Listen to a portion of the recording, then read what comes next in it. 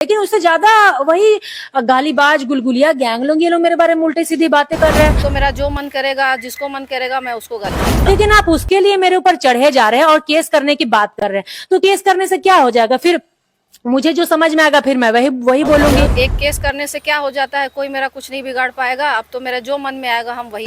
उसके बावजूद भी लोग मेरे ऊपर चढ़े हुए हैं, और चढ़े हुए वही लोग हैं जो कि जिनके पास कोई काम नहीं है और जो मेरे विरोधी हैं, वही चढ़े हुए, उन्हीं को ज्यादा फर्क पड़ रहा है और वही आग लगाने का काम। साथियों सलाम नमस्ते सत श्री अकाल और जय भीम जोहार। साथियों, आप ज्योत्सना किरकट्टा के नाम से जरूर परिचित होंगे।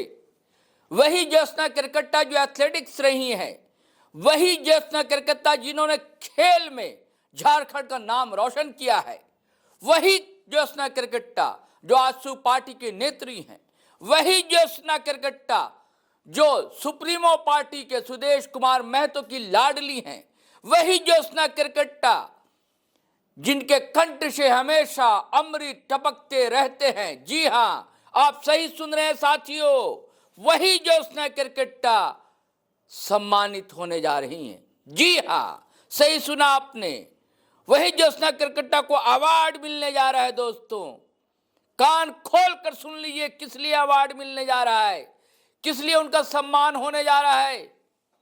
अच्छा, मैंने कुछ गलत कह दिया क्या साथियों?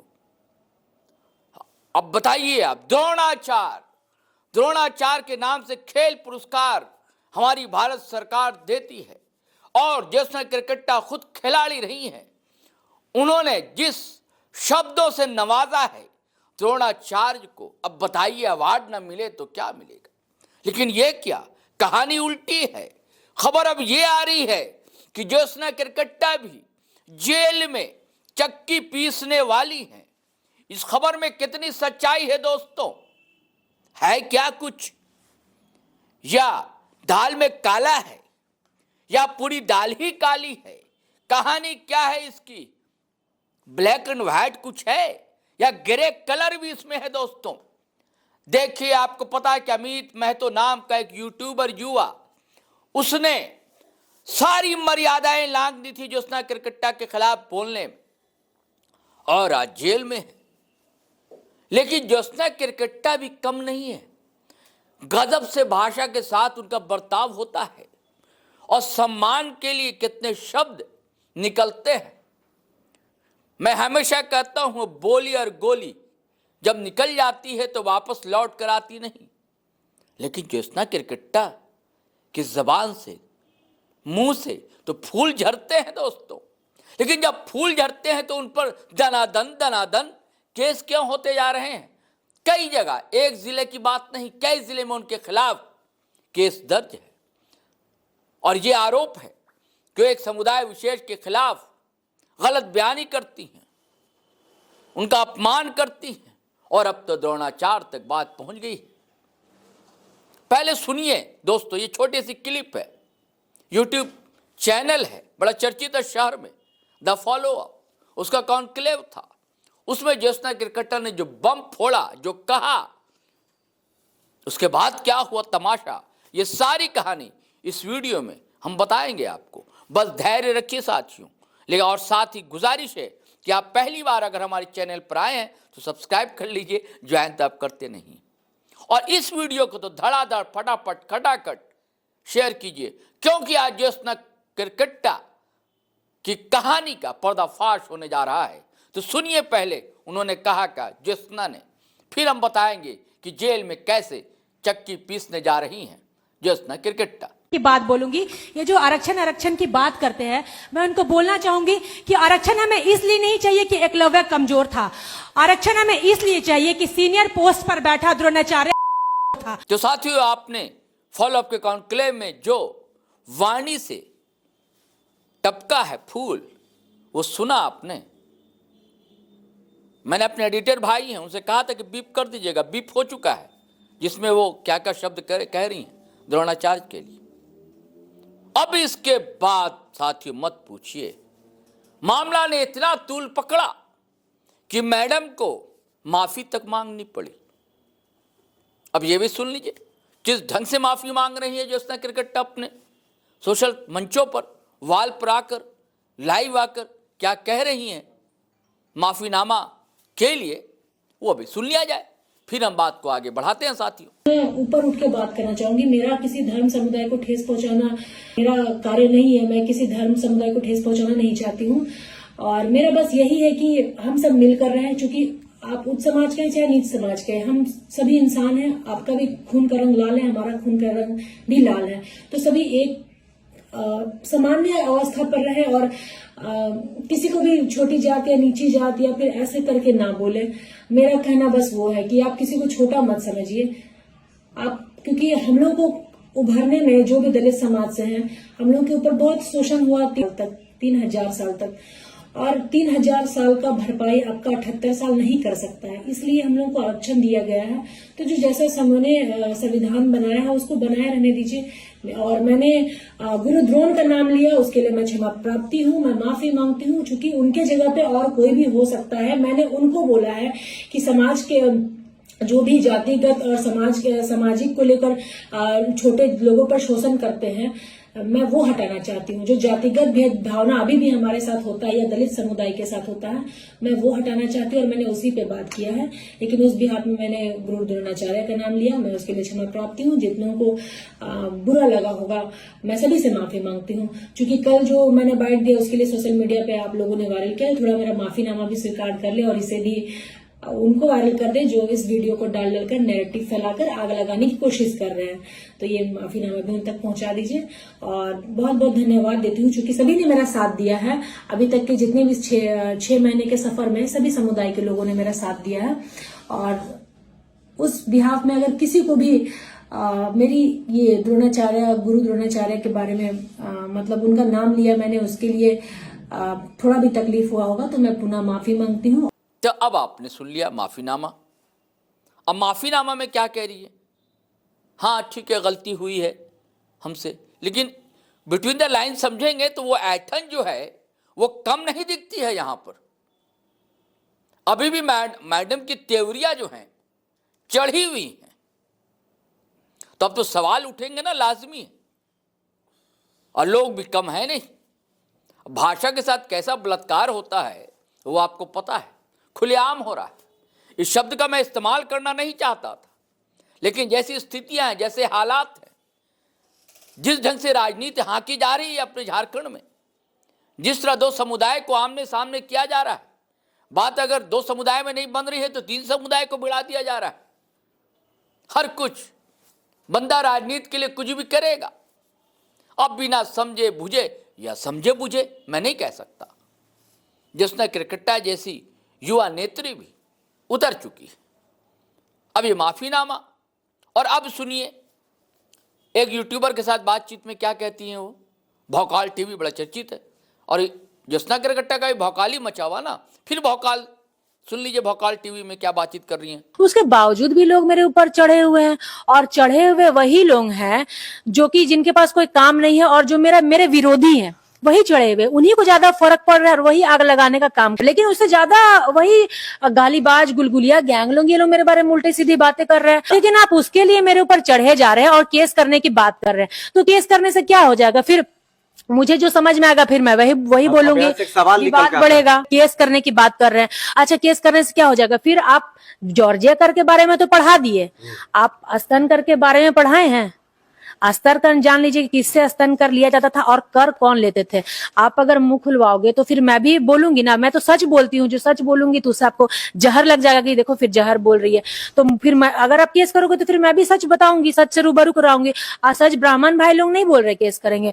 जिनको चिड़ मचा हुआ है, जो मेरे नाम से फेमस होना चाहते हैं, वही मुझे एक बात तूल पकड़ ली है और मेरा उल्टे पलटे कमेंट कर रहे हैं, गंदे से गंदे, भद्दे से भद्दे। अब वो जो गंदे कमेंट कर दिए उनका कमेंट तो वापस नहीं होगा और मैं कमेंट के बात लेके चलूंगी तो फिर मैं जिंदगी। कुत्ता तो भौंकते रहता है बाजार में, हाथी क्या चलना छोड़ देता है? अब हम कार से ही रास्ता में चल रहे हैं, कुत्ता भौंक रहा है, तो क्या हम कार से उतर के कुत्ता को लड़ने लगेंगे? हम जो कमेंट कर रहे हो कुत्ता है, तो कुत्ता भौंके 1000 उदाहरण तो दिया ना मैंने। कुत्ता भौंके 1000 हाथी चले बाजार।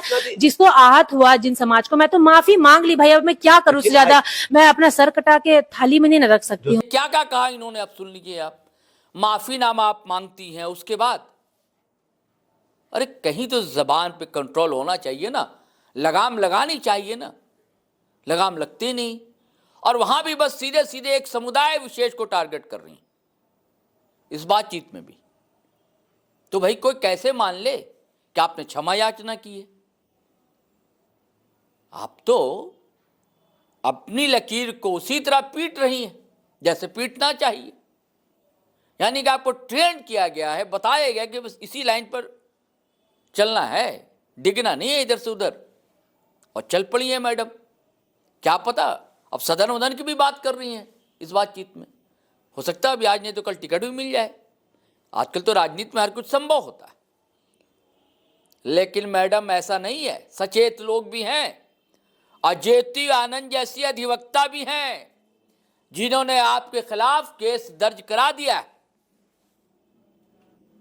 और अगर सही से कानूनी कार्रवाई हुई तो जेल की सलाखों के भीतर आपको जाना पड़ेगा। मैंने गलत नहीं कहा, एक मुहावरा है कि जेल में चक्की पीसनी पड़ेगी। ऐसा नहीं कि पीसना पड़ता, लेकिन एक मुहावरा है। अगर अमित महतो जा सकता है तो आप क्या हैं? आप भाषा के साथ क्या कर रही हैं आप? और कितना अमृत टपका रही हैं अपने कंठों से, भुगतना पड़ेगा आपको। सुनिए ना ज्योति आनंद कह क्या रही हैं। मैं क्या कहूंगा, ज्योति आनंद जो मोहतरमा है, वकील साहबा हैं सिविल रांची कोर्ट में, उन्होंने केस दर्ज करा दिया। वो खुद वकील हैं। उनके तर्कों को ना जज साहब इग्नोर कर पाएंगे ना आप जो व्यूअर से कर पाएंगे। सुनिए ज्योत्सना मैम, आप भी सुनिए ज्योति आनंद ने क्यों केस किया है और तर्कों के खजाना से जो तीर निकाला है। हो सकता है चुभ जाए, आपको चुभ भी सकता है, लेकिन सुनना जरूरी है, लाजमी है। चलिए सुनिए ज्योति आनंद क्या कहते हैं। एक पत्रकार साथी ने उनसे बातचीत की है, वो सुनिए। कि मेरा मकसद किसी खास व्यक्ति के पीछे पड़ना नहीं है। मेरा मकसद है कि किसी समाज या किसी समुदाय को आप इस तरह से ओपनली गाली देते हैं, मुझे उस चीज़ पे एतराज़ है। और उस चीज़ के मतलब इसी कारण मैंने उससे, अदरवाइज ज्योत्सना किरकेटा से ना तो मेरा परिचय है ना मैं उनको जानती हूँ। सोशल मीडिया के थ्रू ही मैंने उनको देखा है।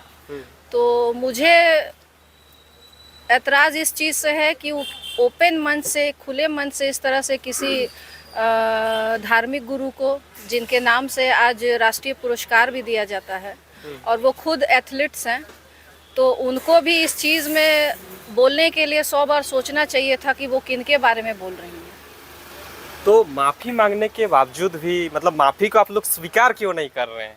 नहीं, माफ़ी स्वीकार, एक तो माफ़ी स्वीकार लायक नहीं है, और उससे बड़ी बात है कि माफ़ी मांगने का एक तो तरीका उनका था जो उन्होंने कहा कि गुरु द्रोणाचार्य का नाम लिया मैंने, इसीलिए मैं माफ़ी मांग रही हूँ। अच्छा। तो हमें आपत्ति उस चीज़ से थोड़ी है कि आप गुरु द्रोणाचार्य का नाम क्यों ले रही हैं। आपको अधिकार है, आप बिल्कुल नाम ले सकती हैं। हमें आपत्ति इस चीज़ से है कि आप गुरु द्रोणाचार्य को गाली क्यों दे रही हैं। 13 तारीख को मामला दर्ज कराए थे। हम तो इंतज़ार कर रहे थे कि वो प्रॉपर तरीके से माफ़ी मांगे, पर उनका तरीका एक तो सही नहीं था। और उनका एक कल भी वीडियो जारी हुआ है जिसमें वो खुले इससे बोल रही हैं कि अब तो मेरा जो मन करेगा हम वो बोलेंगे। अच्छा। कि अब एक केस करने से क्या हो जाता है, कोई मेरा कुछ नहीं बिगाड़ पाएगा, अब तो मेरा जो मन में आएगा हम वही बोलेंगे। तो उनको आज भी इस बात का एहसास नहीं है कि उन्होंने क्या गलती की है। वो अभी भी इस चीज़ को बोल रही हैं खुलेआम चैनल के माध्यम से कि अब तो मेरा जो मन करेगा, जिसको मन करेगा मैं उसको गाली दूँगी। बिल्कुल FIR दर्ज हो चुका है। चूँकि प्रक्रिया है, हम लोग तो पहले एक आवेदन ही देते हैं थाना में। हाँ। और आवेदन देने के बाद हमें रिसीविंग प्राप्त होता है थाना से, और उसके बाद ही क्या किस किस धारा के अंतर्गत वो FIR दर्ज होगा, तो उसके लिए 1 दिन का समय लेते हैं थाना में।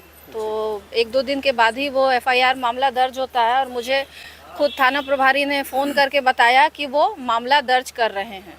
देखिए, इसमें आना तो चाहिए आम आदमी को ही, मगर कोई आगे नहीं बढ़ रहा है तो समाज के प्रति भी हमारा कोई दायित्व है। हाँ, कोई सामाजिक भावना से या फिर आप किसी एक चीज़ को लेके नहीं बोल सकते हैं। सबसे बड़ा मुद्दा है यहाँ पे कि एक गुरु शिष्य का एक रिश्ता होता है। आज के समय में या प्राचीन काल से भी कोई भी बिना गुरु के तो कोई ज्ञान प्राप्त नहीं कर सकता है। तो आज हम लोग स्कूल कॉलेज भी जाते हैं तो हम लोग गुरु के द्वारा ही ज्ञान प्राप्त करते हैं। तो एक गुरु को गाली देना, सबसे बड़ी बात है कि एक गुरु को गाली देना कहाँ तक उचित है। तो साथियों, आपने ज्योति आनंद को सुन लिया। देखिए, हमारा आप भी कहना है, हमारा ना ज्योत्सना किरकेटा से बैर है, ना निशा भगत से, ना किसी से। कहों से दोस्ती ना किसी से बैर वाला मामला है अपनों का। लेकिन जो चीज़ें होती हैं वो बताना ज़रूरी होता है।